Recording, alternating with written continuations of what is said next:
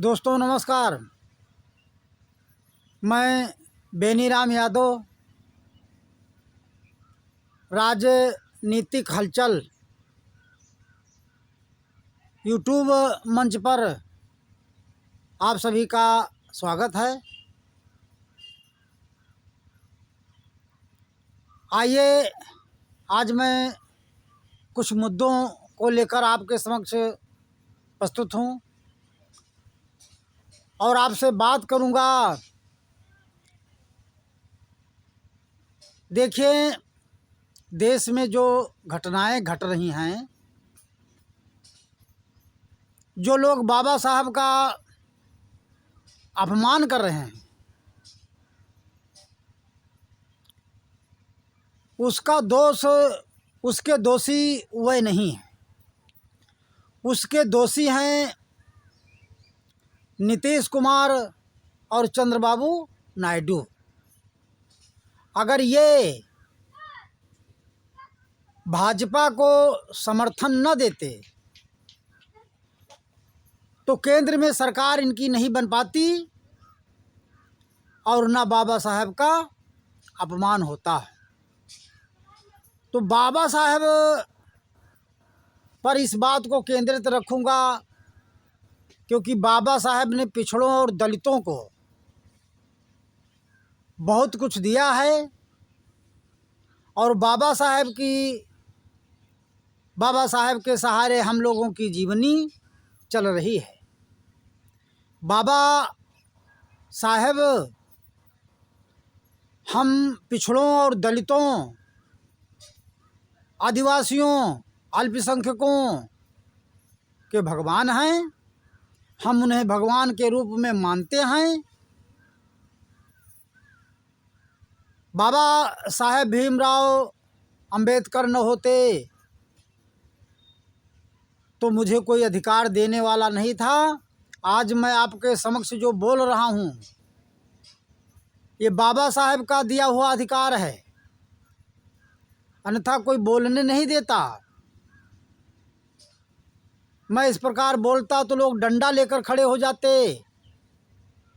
और कहते कि आपकी हिम्मत ऐसी कि आप बैठकर बोल रहे हैं। तो जो कुछ मैं आज बोल रहा हूँ वो बाबा साहब का दिया हुआ अधिकार है, जो अपनी बात को आपके समक्ष रख रहा हूँ।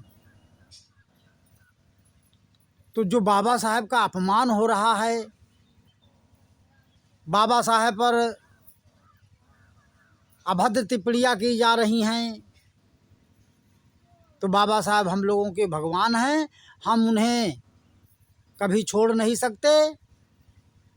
आने वाली पीढ़ियाँ भी उन्हें पूजेंगी, हम लोग उन्हें पूजते हैं। तो बाबा साहब का अपमान जो हो रहा है, ये भाजपा के लोग नहीं कर रहे हैं, ये चंद्रबाबू नायडू और नीतीश कुमार जी कर रहे हैं। अब बिहार में तो अभी 2025 में चुनाव होना है, एकदम सर के ऊपर चुनाव है और वहाँ जो दलितों की आबादी है वह अगर भाजपा से और नीतीश से छिटक गई तो वहीं पर उनके वोटरों में डेंट लग जाएगा और छिटकता हुआ दिखाई भी दे रहा है। बिहार में भी सरकार नीतीश और भाजपा की नहीं बन पाएगी। इसी प्रकार 2024 में उत्तर प्रदेश का जो चुनाव हुआ उसमें श्री अखिलेश यादव और राहुल गांधी ने जो पीडीए का नारा दिया और दलितों को समझाया और बताया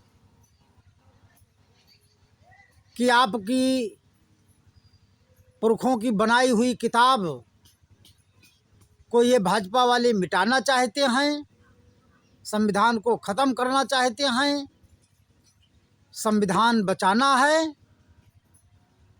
तो सपा पीडीए का समर्थन करना है।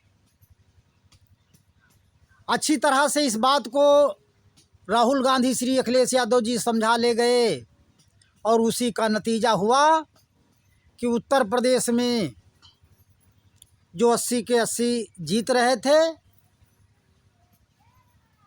वह आधे से कम पर रह गए। तो इसी प्रकार उत्तर प्रदेश में 2027 में चुनाव होने हैं और